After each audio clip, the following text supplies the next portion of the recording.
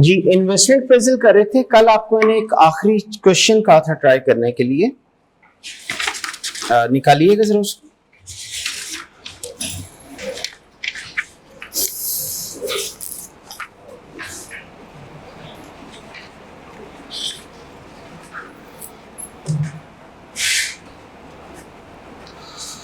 जी कह रहे लो public limited company is food manufacturing company that is currently searching for new products. कह रहे आपकी फूड मैन्युफैक्चरिंग का बिजनेस है और अब आप नई प्रोडक्ट के बारे में सर्च कर रहे हैं। Research and development department has suggested that it should diversify into production of frozen ready meals beginning with the range of frozen curries. अच्छा, कह रहे कि आप लोग फूड मैन्युफैक्चरर हो और अब आप नई प्रोडक्ट बनाने के लिए सोच रहे हैं। आपकी जो रिसर्च एंड डेवलपमेंट टीम है उसने कहा कि आप लोग ना फ्रोजन फूड में इन्वॉल्व हो जाओ, यानी इन हो जाओ और स्टार्ट करो फ्रोजन करीज से। Research and development department has already spent 50,000 on recipe development and further 100,000 on test marketing for the proposed range. कह रहे हम लोग ना 50,000 रुपए ऑलरेडी खर्च कर चुके हैं रेसिपी की डेवलपमेंट पे और फिर लाख रुपया खर्च कर चुके हैं टेस्ट मार्केट के ऊपर। के मार्केट भी एग्जिस्ट करती कि नहीं? कौन सी कॉस्ट होगी? संक होगी दोनों, इरेलीवेंट। देन कह रहे initial results of the test market suggests that the company could sell 100,000 meal per year in the first 2 years and 2 lakh in year 3, 4 and 5. Product life is anticipated to be 5 years. कह रहे पहले 2 साल lakh unit और अगले 3 साल 2 lakh unit बिकेंगे और 5 साल के बाद प्रोडक्ट की लाइफ खत्म हो जाएगी, फिर उसके बाद नहीं बिका करेंगे। इसका नाम है कैश फ्लो कितने ईयर्स के बनाने होंगे? 5 ईयर्स के। कह रहे research and development department has produce a cost card for the proposed range. अच्छा, आपको याद होगा स्टैंडर्ड कॉस्टिंग जब हमने पढ़ी थी तो उधर एक कॉस्ट कार्ड बनाया था जिसे स्टैंडर्ड कॉस्ट कार्ड भी कहा था और आपने कहा था स्टैंडर्ड कॉस्ट हमेशा पर यूनिट होती है। तो कह रहे हमारा जो कॉस्ट कार्ड है ना वो हमें ये बता रहा है क्या? कह रहे all varieties in the range having the same selling price and cost per unit. कह रहे कोई सी भी आप वैरायटी ले आओ, उनकी सेलिंग प्राइस भी सेम और उनकी कॉस्ट भी सेम। सेलिंग प्राइस कहते हैं 3 रुपए होगी पर मील। डायरेक्ट मटेरियल कह रहे 0.8 का लगेगा, डायरेक्ट लेबर 0.6 की लगेगी, वेरिएबल ओवरहेड, फिक्स ओवरहेड, इन सबके साथ लिख रहे हैं नोट। अब नीचे हम नोट्स पे आ जाते हैं। नोट नंबर 1, नोट नंबर 1 था मटेरियल का।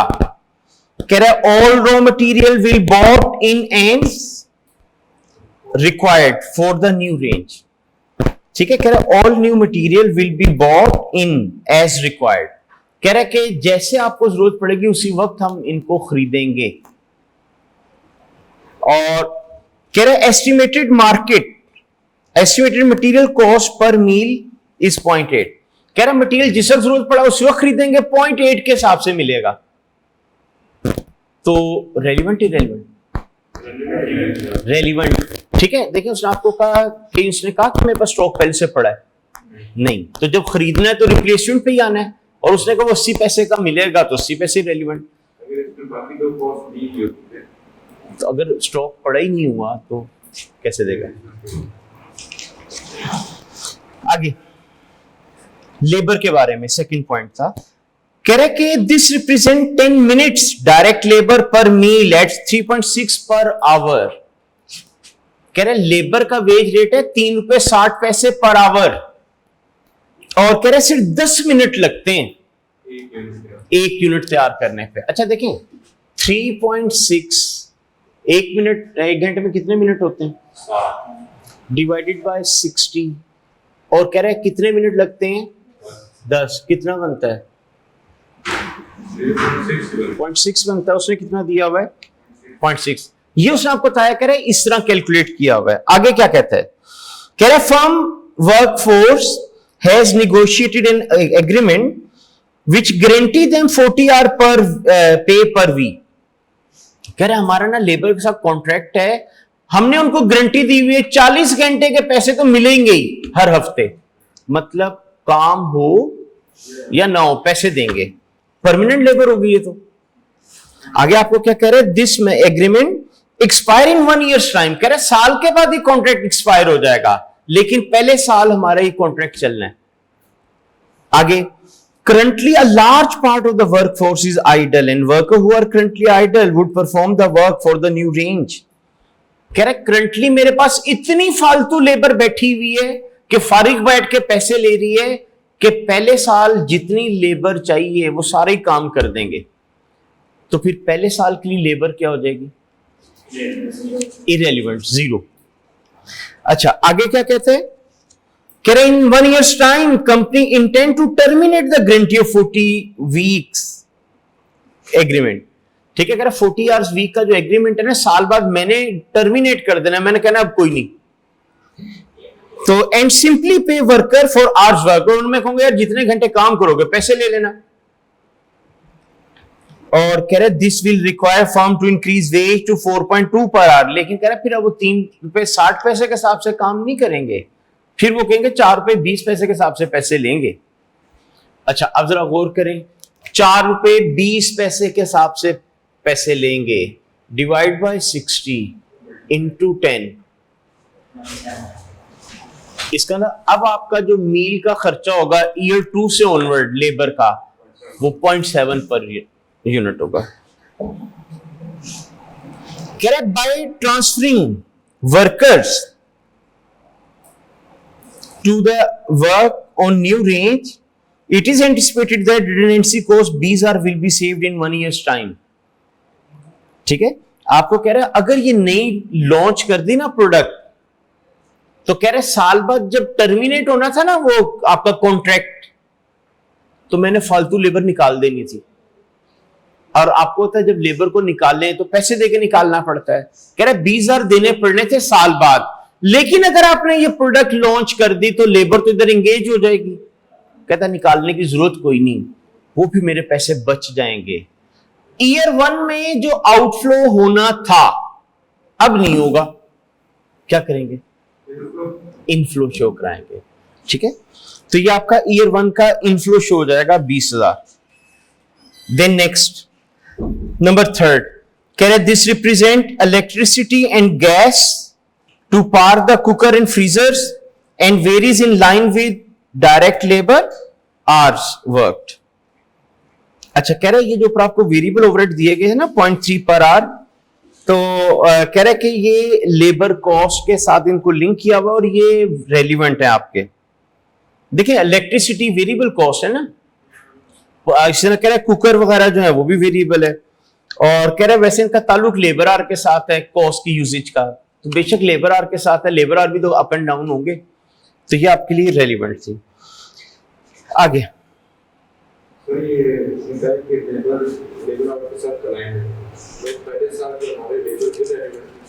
लेबर कॉस्ट इररिलेवेंट थी ना, वेरिएबल ओवरहेड तो नहीं थे। लेबर कॉस्ट उसने कहा था फारिग बैठ के पैसे ले रहे हैं, ओवरहेड तो नहीं लग रहे होंगे फारिग बैठ के, तो हम लोगों ने और कैलकुलेट करने हैं। हाँ जी। नंबर 4, कह रहे this include 0.1 per hour depreciation, relevant के irrelevant. The remainder being allocation of general overheads, allocated overheads भी क्या हो जाते हैं, इररिलेवेंट। कह रहे it is estimated that cash fixed overhead will increase 30,000 per annum as a result of introducing the new range. तो ये 30,000 डायरेक्टली एट्रीब्यूटेबल है, ये आपके लिए रेलिवेंट हो जाएगा हर साल। Number 5, कह रहे new range will be cooked and frozen on machinery that is currently standing idle. कह रहे जो कुकर चाहिए, जो फ्रीजर चाहिए मेरे पास पहले ही पड़े हुए हैं और फारिग पड़े हुए हैं। This machinery could currently be sold for 1 lakh. कह रहे वैसे आज ₹1,00,000 के बिक जाने थे, रिसीवेबल इमीडिएटली, फौरन पैसे भी मिल जाने थे। If used to produce new range, it is estimated that scrap value will be 20,000 in 5 years time। लेकिन कह रहा 5 साल इस पे इस्तेमाल कर लिए ना तो उसका 20,000 के बिकना है। जी बताएं क्या करेंगे। एक तो 1 लाख को आउटसोर्स लिखिए, क्योंकि अब जब हम लोग इसको बेचेंगे नहीं तो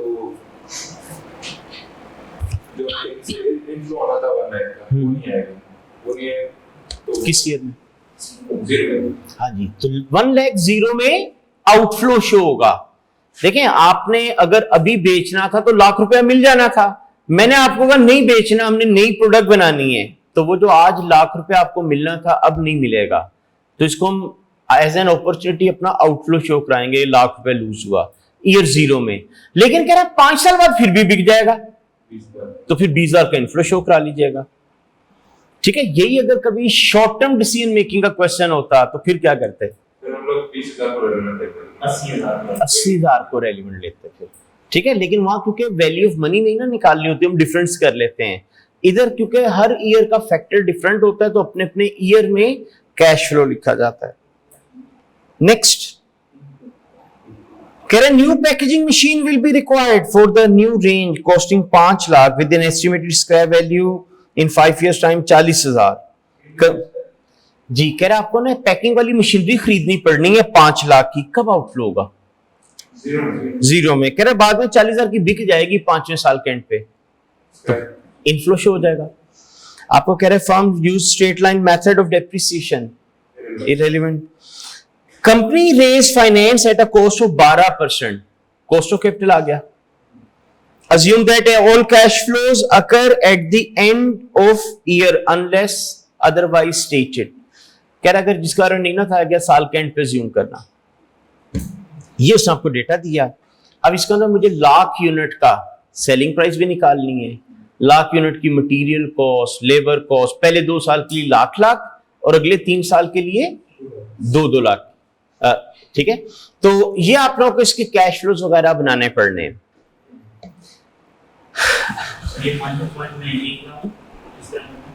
देखो, उसने आपको कहा था कि अगर या मशीनरी जो फारिग पड़ी हुई थी मेरे पास, ये प्रोडक्ट ना बनाओ तो ये अभी लाख रुपए की बिक जानी थी। हम लोग कैश फ्लो किस असम्पशन पे बना रहे हैं कि हम तो चीज बनाएंगे, तो वो फिर लाख रुपया जो आपको आज इनफ्लो होना था होगा नहीं, तो उसको हम लोग क्या करेंगे? आउटफ्लो शो करा देंगे ईयर जीरो का। 80,000 कम हो गया है, वो भी तो 5 साल में हो जाएगा। वो शॉर्ट टर्म डिसीजन मेकिंग होती है ना, तो फिर हम करते कि आप कहते जी आज लाख और बाद में 20,000। अब मसला ये 20,000 5 साल बाद वाला है, लाख रुपया आज वाला है, तो इनकी वैल्यू मनी तो सेम नहीं है ना। तो इसलिए यहाँ पे वो शॉर्ट टर्म वाला रूल नहीं चलता। यहाँ पे ईयर जीरो में आउटफ्लो शो कराओ लाख का, 5वें साल इनफ्लो शो करा दो 20,000 का। अब जाहिर आपको यही लग रहा है 80,000 आउटफ्लो शो हो रहा है, लेकिन जब फैक्टर लगेंगे तो वैल्यूज 80,000 तो नहीं बचेगी, चेंज हो जाएगी। जी कर लेंगे अब इसको? जी सर। राफे हो जाएगा, राफे से देख रहे हैं। परेशान परेशान लग रहे थे, मैं क्या शायद। अच्छा, आज आपको मैंने कहा था एक नया कॉन्सेप्ट हम डिस्कस करेंगे। अभी तक मैंने आप लोगों को ना इन्फ्लेशन कराई नहीं। 11 साल का कल प्रोजेक्ट था, तब भी जो प्राइस पहले साल थी वो 11वें साल थी। अभी आपने 5 साल का पढ़ा, जो प्राइस पहले साल वही आखिरी साल। हालांकि प्रैक्टिकली साल गुजरता है, इन्फ्लेशन आती है, कीमतें चेंज होती हैं, तो इसको कैसे इनकॉर्पोरेट करते हैं अब वो हम डिस्कस करने जा रहे हैं।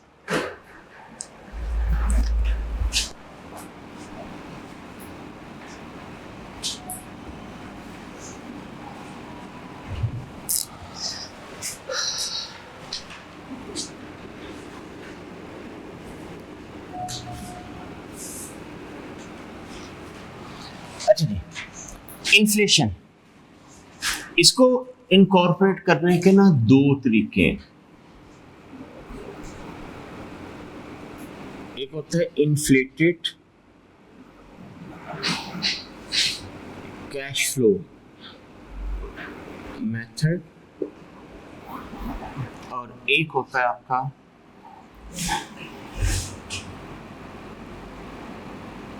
Effective rate of interest. ये इफेक्टिव ना लिख लें, रियल रेट लिख लें आप,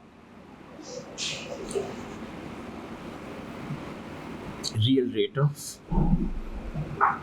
रिटर्न।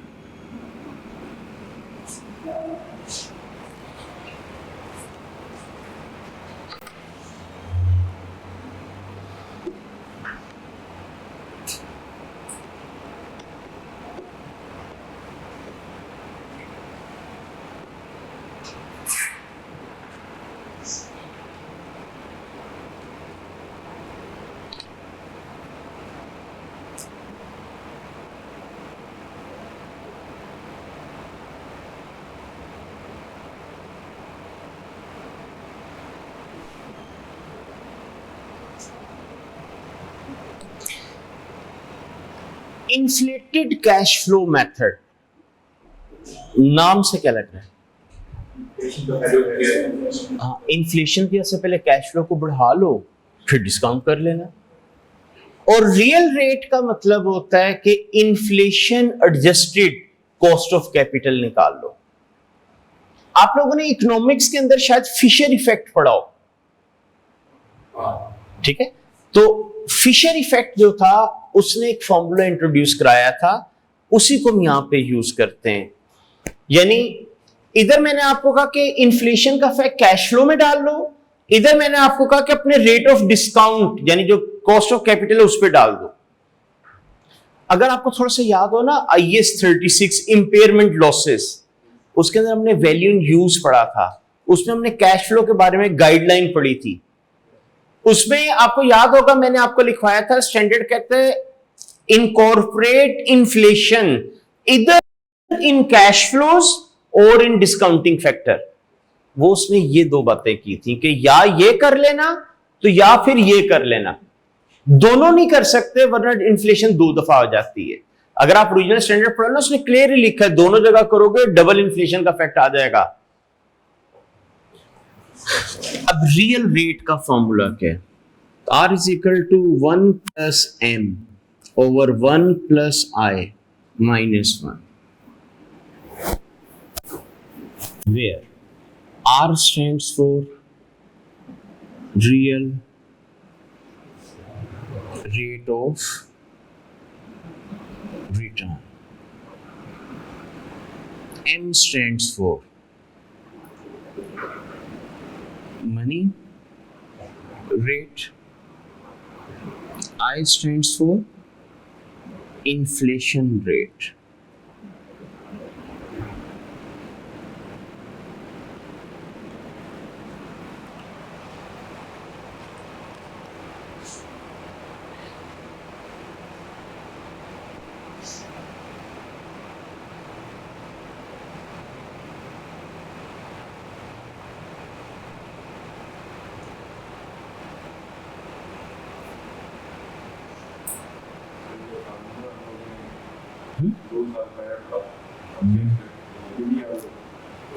मुझे भी तो याद है। अच्छा जी, ये फॉर्मूला जो था ना फिशर ने इंट्रोड्यूस कराया था, और फिशर ने एक अजम्पशन लिया था कि इन्फ्लेशन का रेट मनी रेट से ज्यादा नहीं हो सकता। आप लोग इसको कभी बढ़ा के देखिएगा, आपका रिक्वायर्ड रेट नेगेटिव में चला जाएगा। क्या कभी हो सकता है मैं को मुझे 10% लॉस होना चाहिए?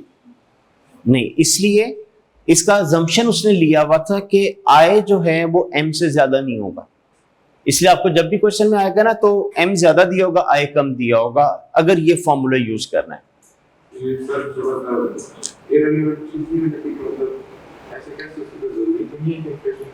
एक्चुअली देखिए ना, जब कोई फॉर्मूला डिराइव करते हैं तो कुछ फैक्टर कंसीडर करने के बाद करते हैं कि अगर ये हुआ तो फिर ये होगा, तो उसमें उसने ये दिया हुआ है। ठीक है, प्रैक्टिकली ऐसे ही होता है। एक्चुअली ना प्रैक्टिकल डिफरेंट अप्रोचेस हैं। अब फिशर भी आ जाता है, इसी तरह मार्शल भी आ जाता है, अदर भी अप्रोचेस वगैरह हैं कुछ।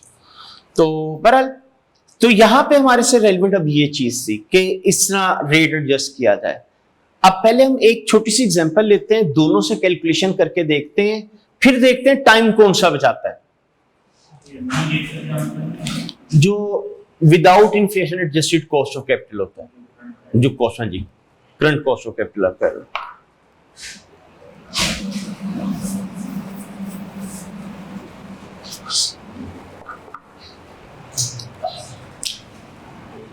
अच्छा, एक छोटी सी एग्जांपल ले लेते हैं।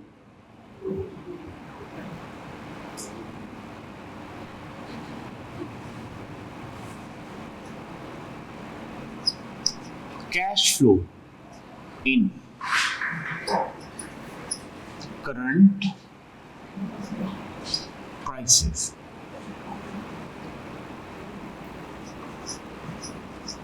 $10,000,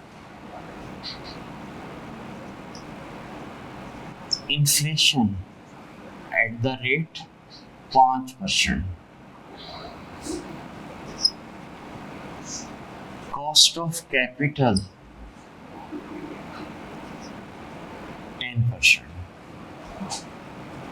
रिक्वायरमेंट में आपको कहता हूं calculate present value of cash flows in 1, 2 and 3 years time.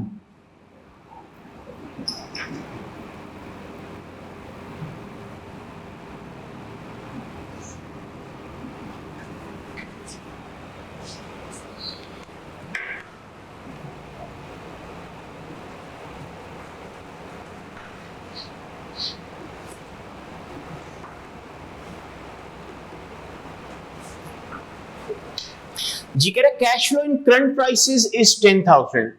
इसका क्या मतलब होता है इन current prices?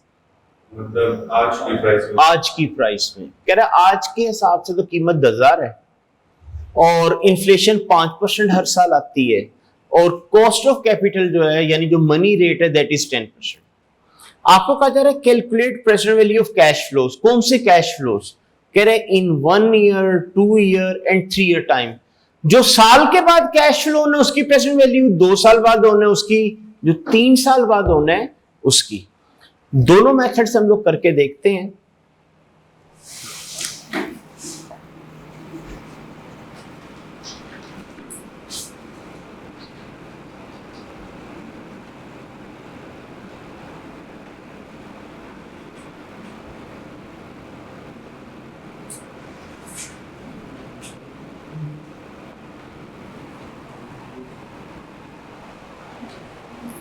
Inflated cash flows method. आपको मैंने कहा था इसके नाम से क्या लग रहा है आप लोगों को? हाँ, कि कैश फ्लो के अंदर इन्फ्लेशन का फैक्ट ले लो, कैश फ्लो को बढ़ा लो ड्यू टू इन्फ्लेशन और डिस्काउंट कर लेना। जैसे ईयर्स 1, 2, 3।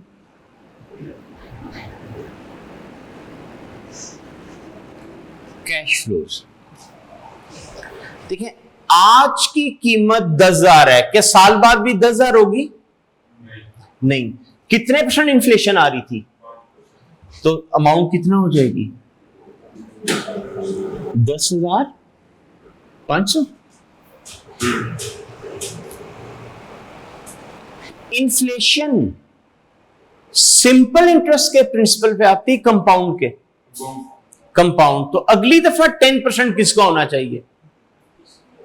सॉरी 5%, वो इसका होना चाहिए। शॉर्टकट क्या होता है? 1+i से मल्टीप्लाई कर लो। i 5% था ना, तो 1+i क्या बनेगा? 1.05। 10,000 को 1.05 से मल्टीप्लाई किया, क्या बना? अब इसको 1.05 से मल्टीप्लाई कर लो। अब इसको कर लो।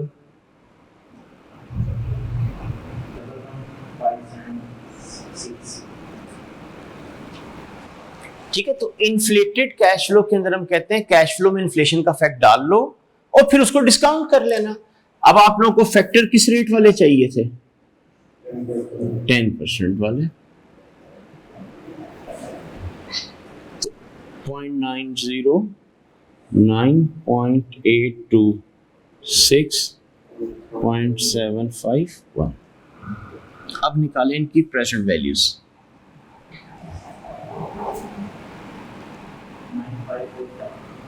9545,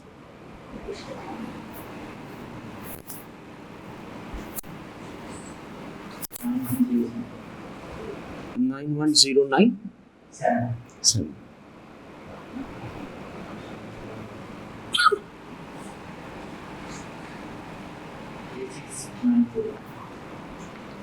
8694।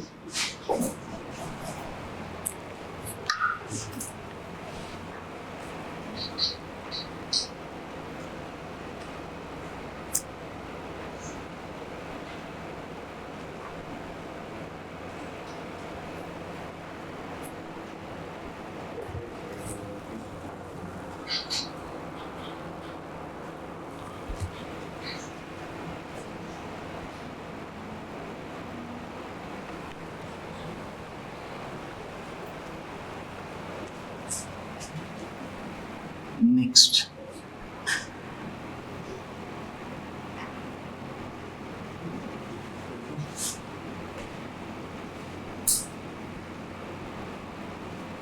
Real rate of return. अब इसके लिए ना आपको पहले रियल रेट निकालना पड़ेगा।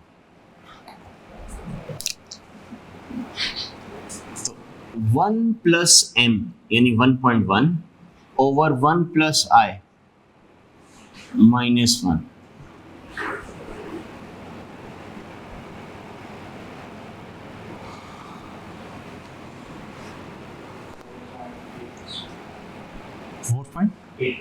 सिक्स राउंड किया, 2 डेसिमल प्लेस करना।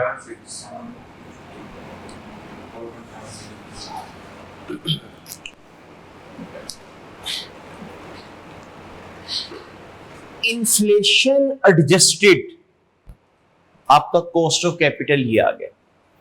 अब मैं करूंगा क्या, जब आप मुझे कहेंगे ना 3 साल के कैश फ्लोज की प्रेजेंट वैल्यू निकालो, अब कैश फ्लो को नहीं इन्फ्लेट करना, तो कैश फ्लो हर साल कितना लिखेंगे, 10,000।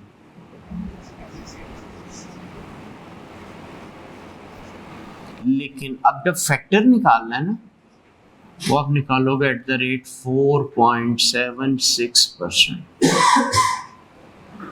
जी निकालें फैक्टर।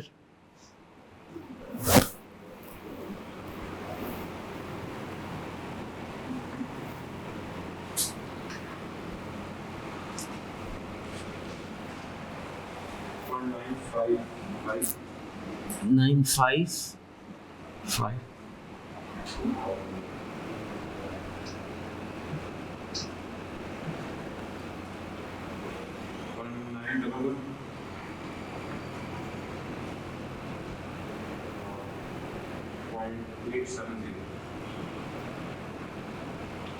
अच्छा, अब आप निकाल लें इनकी प्रेजेंट वैल्यूज। इसको 10,000 से मल्टीप्लाई कर लोगे, 9,550 9,110 8,7। ठीक है। अब ये थोड़ा बहुत राउंडिंग ऑफ किया से चंद रुपयों का फर्क आ रहा है, अदरवाइज एग्जैक्ट वैल्यूज आती होती हैं। मतलब देखो ना, ये 950 550 है और 545, 5 का फर्क, इसमें 3 का फर्क, इसमें 6 रुपए का फर्क। तो ये सिर्फ राउंडिंग ऑफ किया से, क्योंकि देखें ये भी राउंड किया और ऊपर से ये भी राउंड किए, तो उस वजह से फर्क आता है, अदरवाइज एग्जैक्ट वैल्यूज आ जानी चाहिए। तो दोनों मेथड से रिजल्ट सेम आया। अगर आपको मैं कहूं टाइम बचाना है तो क्या करना चाहिए, रियल रेट में टाइम बचता है। ठीक है, इसमें पहले आपको सारी इन्फ्लेशन डालनी पड़ी, उसमें एक दफा रेट एडजस्ट कर लिया और उसी को यूज कर लिया। तो रियल रेट हमारा टाइम सेव करता है, लेकिन इन्फ्लेशन हमारी दो तरह की होती है, एक जनरल, एक स्पेसिफिक। जनरल इन्फ्लेशन का क्या मतलब, हाँ मैं आपको कहता हूं ओवरऑल सब चीजें 10% महंगी हो गई, और स्पेसिफिक का मतलब मैं आपको बताऊं नहीं, सेल तो 5% बढ़ी, मटेरियल 3% महंगा हुआ, लेबर 12% बढ़ी, ओवरहेड पे फर्क कोई नहीं पड़ा, तो that is specific inflation. Real rate कब यूज हो सकता है, जब जर्नल हो। ठीक है, आपको मैं कहूं जी सेल मेरी 5% बढ़ेगी, वेरिएबल ओवरहेड मेरे 10% बढ़ेंगे, तो आप अगर आय कौन सा यूज करोगे, यानी मैं आपको ये नहीं कहता हो नहीं सकता, सॉल्व तो मैं कर दूंगा, टाइम लगेगा बहुत ज्यादा, फिर मुझे हर एक के लिए ना अलग अलग रेट, अलग अलग फैक्टर, अलग अलग प्रेजेंट वैल्यूज, उससे बहुत बेहतर है कैश फ्लो को इन्फ्लेट कर लो। अब आपका एग्जामिनर करता क्या है, आपके पेपर में स्पेसिफिक इन्फ्लेशन डालता है, तो मजबूरन फिर आपको कौन सा यूज करना पड़ता है, इन्फ्लेटेड। अच्छा, एक दफा उसने क्या किया, उसने कहा 10% इन्फ्लेशन आएगी, लेकिन क्या मशीनरी की वैल्यू में भी 10% इन्फ्लेशन आनी है? हाँ, जैसे स्क्रैप वैल्यू आखिरी साल इन्फ्लो लेते हैं, नहीं, तो कुछ कैश फ्लोज ऐसे थे जिनमें इन्फ्लेशन ही नहीं आती, तो भी फिर आपको क्या करना पड़ेगा, इन्फ्लेटेड कैश फ्लो यूज करना पड़ेगा। अच्छा, आपके पेपर में अभी तक एग्जामिनर ने ऐसे नहीं किया, लेकिन एसीसी के एग्जामिनर ने 3-4 दफा किया है। यानी पहले एसीसी का ना किसी दौर में 40 नंबर का इन्वेस्टमेंट अप्रेजल का क्वेश्चन होता था और अच्छा खासा लंबा 2-2.5 पेज का क्वेश्चन, ठीक है, और वहां से फिर रेलिवेंट कैश फ्लोज निकालने, फिर उसने ये भी कह देना जो जो कैश फ्लो छोड़ोगे उसकी रीजन बताते जाना। तो इस तरह का क्वेश्चन डालता था। तो उसी में इन्फ्लेशन, उसी में टैक्स, उसी के अंदर बाकी फैक्टर सारा कुछ मिला के दे देता था। एक दफा उसने क्या किया, बड़ा सीधा सीधा सवाल दिया। नीचे उसने क्या किया, आपको कहा कि रिक्वायर्ड रियल रेट इज 10%, ठीक है, रिक्वायर्ड रियल रेट इज 10%, लेकिन ऊपर क्वेश्चन में ना उसने स्पेसिफिक इन्फ्लेशन दी हुई थी। अब अगर इन्फ्लेशन स्पेसिफिक है, क्या वो रियल रेट से सॉल्व हो सकता है? नहीं। अब करना क्या था, देखिए ये फॉर्मूला है ना, अगर ये चीज मैं आप लोगों को बता दूं, ये भी मैं बता दूं, ये निकल आता है। आप लोगों को पहले ये निकालना पड़ना था और उसके बाद मेथड ये वाला यूज करना था, ठीक है। उसमें आधे से ज्यादा स्टूडेंट्स ने ये गलती की हुई थी एग्जामिनर के कमेंट से कि स्टूडेंट ने देखा नहीं, मैंने तो रियल रेट कहा हुआ था, उन्होंने इसको मनी रेट के तौर पे सॉल्व कर दिया, ठीक है। हाँ जी, पहले ये फॉर्मूला लगा के आपने उसको एम में कन्वर्ट करना था। जब यहां से मुझे पता चल जाता ना, अच्छा एम तो 10% है या 15% है, फिर मैंने स्पेसिफिक इन्फ्लेशन डाल के सॉल्व करना था। तो कैश फ्लो उसने बड़े सीधे सीधे दिए थे उस अटेम्प्ट में, लेकिन उसने पॉइंट ये डाला हुआ था और उसने ज्यादा मार्क्स उसके रखे हुए थे, क्योंकि एसीसी का जब सजेस्टेड आंसर आता है ना, तो हर फिगर के साथ मार्क्स भी आ रहे होते हैं। इस फिगर का आधा नंबर था, इसका क्वार्टर था, इसका 1 था, तो उसमें उसने उसके कुछ 6-7 नंबर रखे हुए थे, ठीक है। अब वो उसकी वजह से क्या हुआ, जब वो गलत निकला, आगे कैलकुलेशन वैसे इफेक्ट हो जाती है आप लोग। तो सर जनरल के लिए रियल रेट स्पेसिफिक के लिए, हाँ जी, स्पेसिफिक के लिए आप इन्फ्लेटेड कैश फ्लो यूज करोगे। जनरल की क्या स्टेटमेंट होती है? तो जनरल में आपको मैं कहूंगा कि यार हर चीज 10% महंगी हो जाएगी। हर चीज, हाँ जी, स्पेसिफिक स्पेसिफिक में होगा, मैं स्पेसिफिकली बताऊंगा सेल 10% बढ़ेगी, मटेरियल 8% बढ़ेगा, लेबर 5% बढ़ेगी। हाँ जी, फिर आपने ये रखा।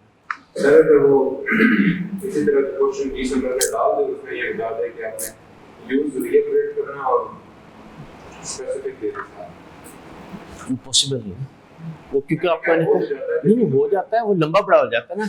अब अगर 4 आपने मुझे स्पेसिफिक रेट दिए, तो 4 मैं पहले वो रियल रेट निकालूंगा और फिर हर उस कैश फ्लो को उसके पर्टिकुलर फैक्टर से मल्टीप्लाई करके प्रेजेंट वैल्यू निकालूंगा, ठीक है। इसलिए आपको मैंने कहा था हो जाता है, कर मैं दूंगा, लेकिन जहां आप लोगों ने आधे घंटे में किया होगा, मेरे 2.5-3 घंटे लग जाएंगे उस क्वेश्चन के ऊपर, तो ये होगा। अच्छा जी, एक तो ये चीज मैंने आप लोगों को डिस्कस करनी थी।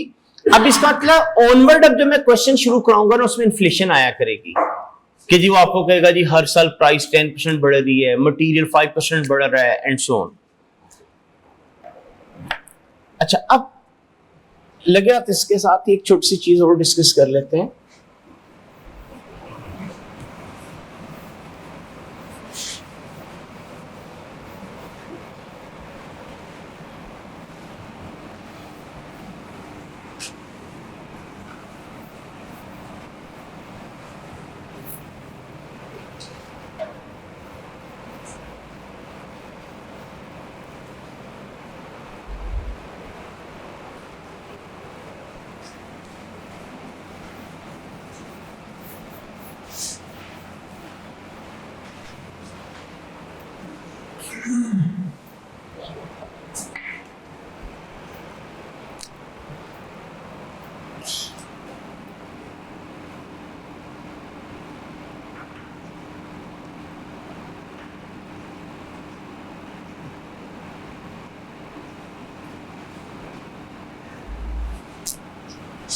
That is statement of working capital. वैसे वर्किंग कैपिटल का फॉर्मूला क्या होता था? Current assets minus current liability. Current assets में आपको तो स्टॉक आ जाता है, कैश, डेटर, इस टाइप की चीजें। कई दफा ये होता है जब नया प्रोजेक्ट शुरू करते हैं तो उसका थोड़ा बहुत स्टॉक पास रखना पड़ता है, ठीक है। जब स्टॉक वगैरह रखोगे तो आपके कुछ पैसा वर्किंग कैपिटल के अंदर टाइड अप, ब्लॉक हो जाएगा। तो जब वर्किंग कैपिटल रिक्वायर्ड होता है उस वक्त आपका कैश फ्लो ब्लॉक होता है, और जब प्रोजेक्ट खत्म हो जाता है क्या तब भी इन्वेंट्री वगैरह रखने की जरूरत है? नहीं, तो फिर आखिरी साल उसको हम इनफ्लो शो करा देते हैं। ठीक है, मतलब जब वर्किंग कैपिटल मेंटेन किया जाएगा आउटफ्लो, और जब उसको रियलाइज किया जाएगा तो inflow.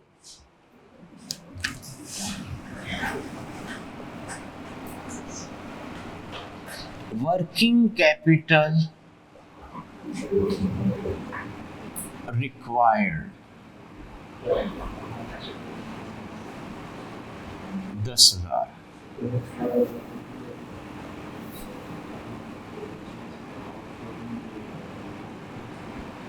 life of the project 4 years।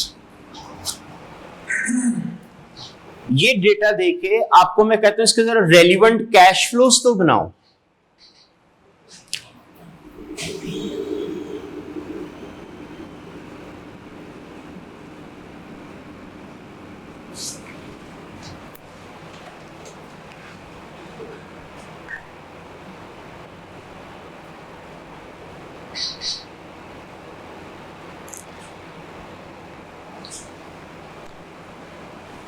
जी क्या बनेंगे? ईयर 0 में आउटफ्लो होगा 10,000, ठीक हो गया। और बताएं ईयर 4 में इनफ्लो होगा कितना? 10,000। ठीक है, आप लोगों को मैंने वर्ड यूज किया है कि वर्किंग कैपिटल में फंड टाइड अप ब्लॉक होते हैं, और जब वर्किंग कैपिटल की जरूरत ही नहीं रही तो दोबारा रिलीज हो जाते हैं। इसलिए हाँ जी, तो अब वो मसलन आपने जब नया काम शुरू किया तो आपने उसकी इन्वेंट्री रख ली, अब जब प्रोजेक्ट ही खत्म हो गया इन्वेंट्री रख के रखेंगे? नहीं, बेच देंगे तो फिर रिलीज हो जाएगा।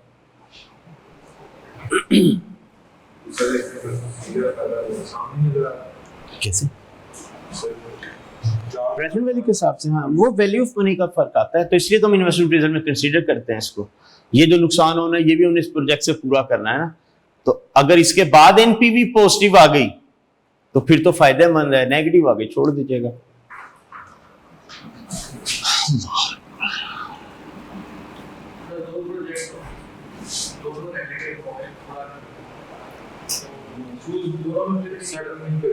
नहीं, आप देखो डिपेंड करता है। अब जैसे मैंने उस दिन आपको सेंट्रल हीटिंग वाला क्वेश्चन कराया था, वो जिसमें उसने कहा था सेंट्रल हीटिंग यूनिट उसने घर में लगवाना है, उसमें जो बेनिफिट था वो नॉन मॉनेटरी था, वहां पे सबकी एनपीवी नेगेटिव थी, लेकिन आपने कहा था कौन से वाला लोगे जिसपे कम आउटफ्लो होगा, लेकिन जहां कैश की फॉर्म में बेनिफिट मिलना है वहां पे एनपीवी पॉजिटिव है तो प्रोजेक्ट एक्सेप्ट वरना रिजेक्ट।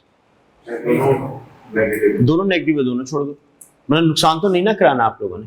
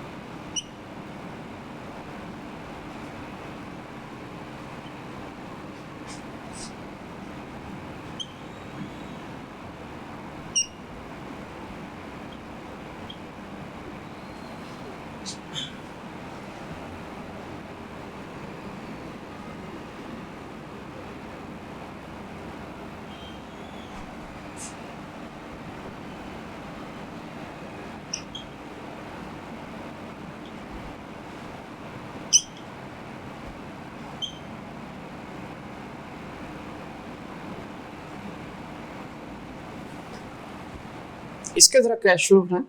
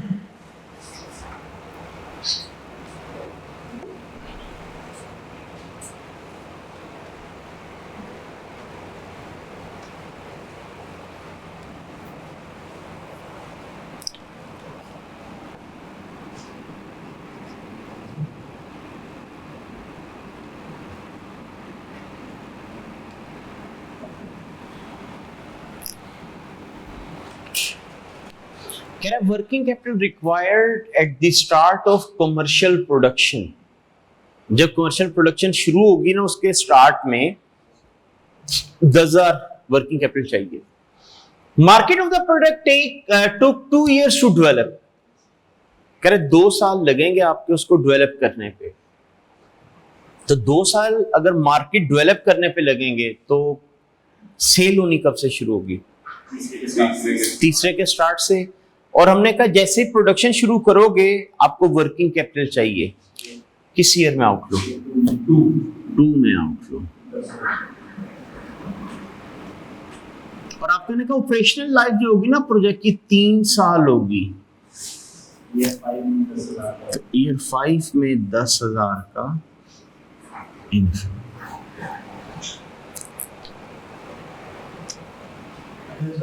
जी कहना चाह रहे हैं कि मार्केट जब से डेवलप होगी तब से प्रोडक्शन शुरू हुई इसलिए तब से। हाँ, मतलब कह रहा है कि प्रोडक्ट डेवलप करना के मतलब देखिए एक मार्केट ही ना हो तो कब चीजें बना के स्टोर करते रहोगे?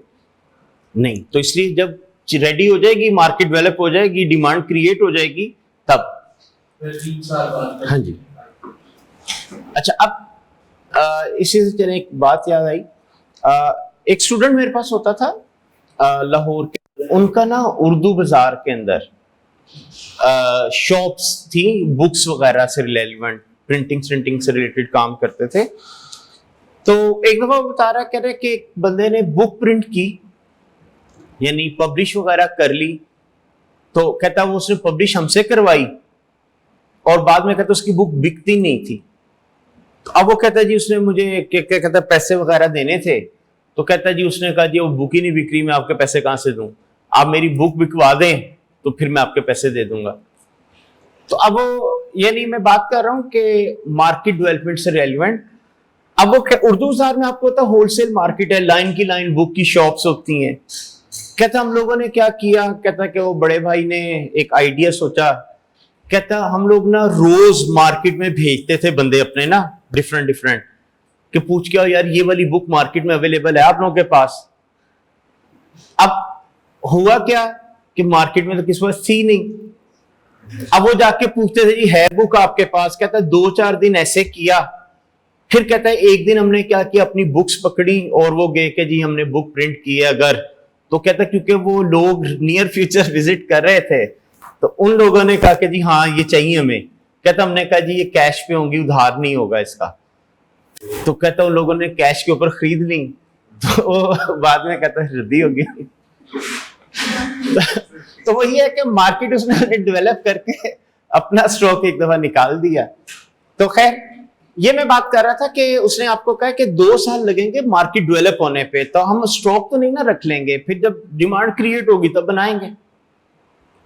सर स्टॉक दूसरे साल 10,000 का है, वो पांचवें साल में 10,000 का बिकेगा। हाँ जी, वो आपने मैंने आपका था ये आपका जस्ट फंड टाइड अप होते हैं ना। अब वो ये नहीं कहा होता स्टॉक में इन्वेस्टमेंट है, वो तो आपका क्या वर्किंग कैपिटल में इतनी इन्वेस्टमेंट है। माइट भी वो डेटर हो सकता है कैश ही रखो पास।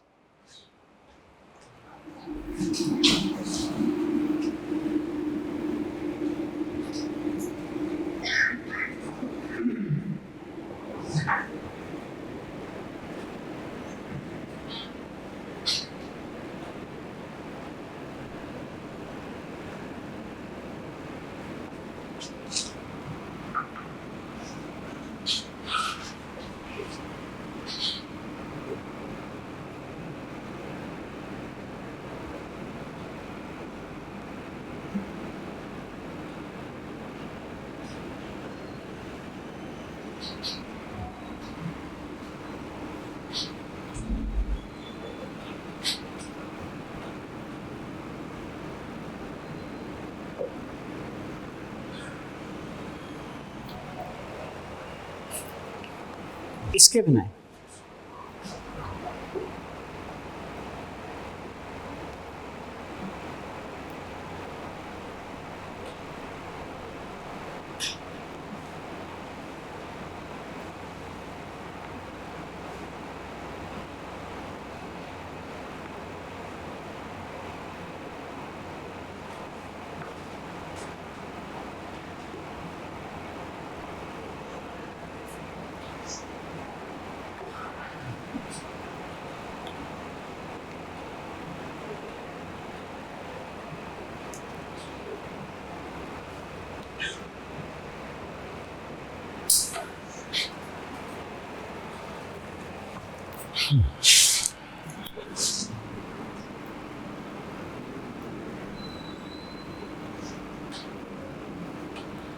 जी बताएं।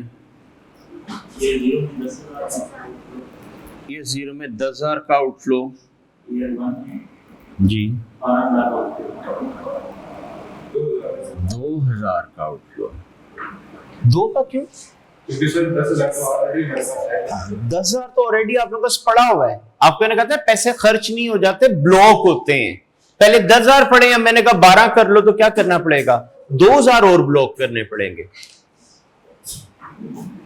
और पांचवें के एंड पे क्या होगा? 12,000 इंच।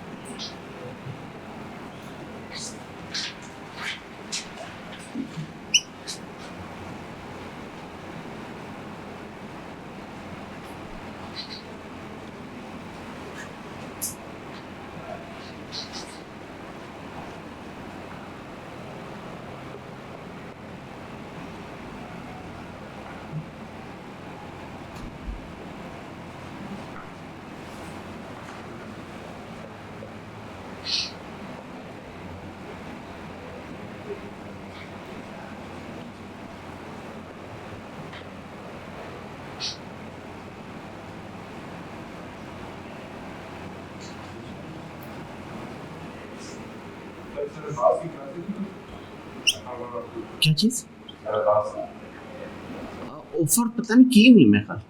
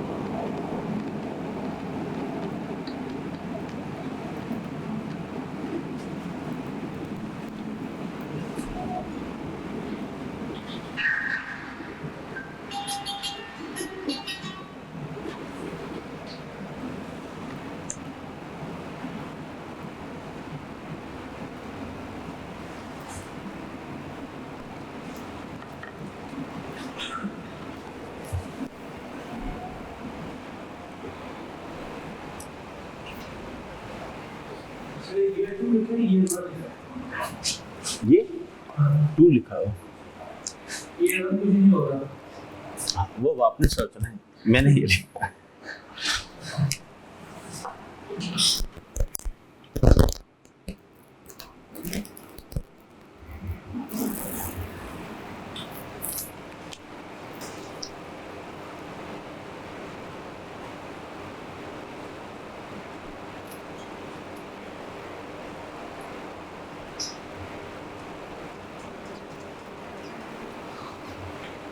जी सर। जी अब बताएं। ये 0 में 10,000 ये 0 में 10,000 का आउटफ्लो। और बताएं। 2 में 5,000 1 में 5,000 का। स्टार्ट ऑफ ईयर 2 क्या होता है? 1। ठीक है।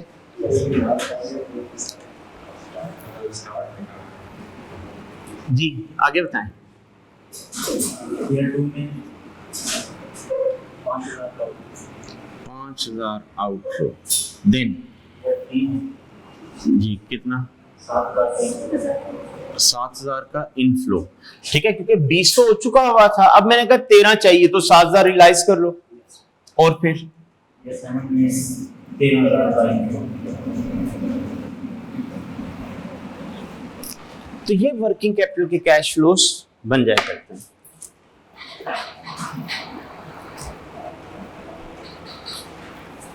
ठीक है, अब कल इंशाल्लाह आपकी ना बिलाल साहब के साथ क्लास है, वो मैनेजमेंट वाला पोर्शन कराएंगे। तो अब ये कि मेरे साथ इंशाल्लाह फिर अब आपकी मंडे को क्लास होगी इसकी। ठीक है, तो लास्ट के रिक्वेस्ट कीजिए सैटरडे के काम ये तो तुम लोगों ने करनी, मैंने तो किया है। कितनी रिक्वेस्ट करने 2 घंटा होगा